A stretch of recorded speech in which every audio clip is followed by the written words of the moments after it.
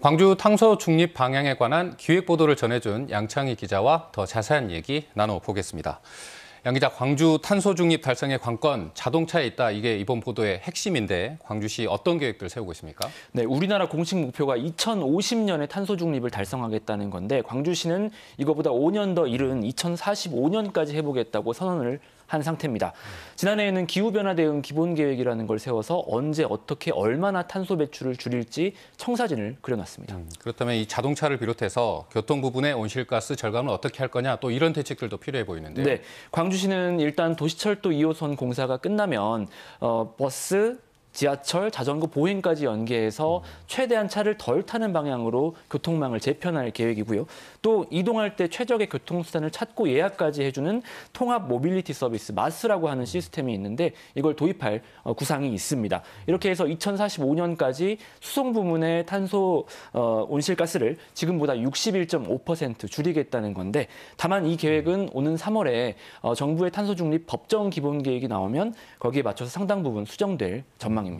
어쨌든 현재 목표치는 지금이 10만큼을 배출한다고 치면 20년 뒤에는 이걸 4 이하로 줄이겠다. 이게 목표인데 쉽지만은 않을 것 같습니다. 네, 오히려 광주에서 자동차의 수송 분담률이 계속 늘고 있는 상황입니다. 생활 속에 자동차가 깊이 자리 잡은 건데 이걸 하루아침에 바꾸기는 불가능합니다. 결국 저희가 전문가들을 만나보니까 도시의 체질을 바꿔서 자동차를 덜 타게 해야 한다. 이런 얘기를 한결같이 해줬습니다. 어쨌든 전해주신 내용들이지만 프랑스 파리의 15분 도시, 또 일본의 자전거 문화 같은 사례들이 좀 눈길을 끌었는데 광주에서 어떤 것들 좀 적용해 볼 수 있을까요? 네, 일단 파리에서 시작해서 부산이나 제주에서도 시도하는 15분 도시를 보면 핵심은 도시 기능을 나누는 데 있습니다.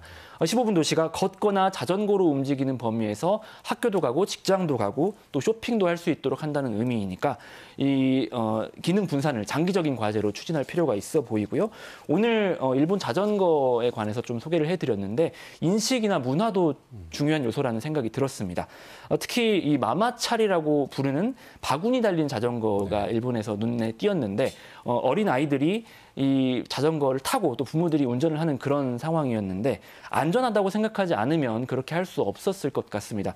그만큼 자동차보다 보행자 그리고 자전거가 우선이라는 인식과 문화가 뿌리 박힌 건데 이게 일본의 자전거 천국을 만든 가장 큰 비결이라는 생각이 들었습니다. 어떤 자전거 얘기가 나오니까 광주시 공공자전거 탈환계 이게 잘 안 됐죠. 네, 2020년에 시범 사업을 시작했는데 3년 만에 이걸 접어야 되는 처지에 이르렀습니다. 무엇보다 이용률이 낮았거든요. 운영이나 계획이 모두 아쉬운 대목이라고 할 수 있겠습니다. 또 안타까운 점은 광주시가 자전거 도로를 늘리겠다고 여러 번 계획을 내놨는데 잘 실현이 안 됐습니다. 당장 지난달에도 광산구 공항역에서 극락교 구간에 자전거 도로를 만드는 사업 예산 10억 원을 내놨는데 이게 의회 심의에서 삭감이 됐습니다. 어쨌든 광주시가 목표를 달성할 수 있을지 좀 의문이 드는 대목들이 몇 곳이 있는데 어제 소개했던 서울의 도로 다이어트 사업도 저희가 좀 참고해 볼 만한 사업이다 이렇게 볼 수 있죠. 네, 사실은 이거는 단기간에라도 예산만 확보되면 바로 진행할 수 있는 성격이거든요. 실제 2021년에 광주시 의회가 조사를 해보니까 시민 70% 이상이 도로 다이어트 사업에 찬성한다 이런 조사 결과가 있기도 했었습니다. 광주에서도 부분적인 정비 사업은 있었는데 체계적으로 추진은 못됐습니다.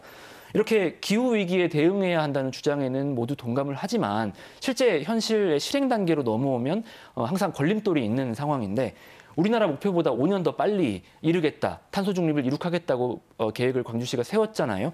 이게 구호에 그치지 않기 위해서는 조금 더 강한 의지가 필요해 보입니다. 네, 이번 기획 보도를 준비하고 취재한 양창희 기자와 이야기 나눠봤습니다. 양 기자 수고했습니다. 고맙습니다.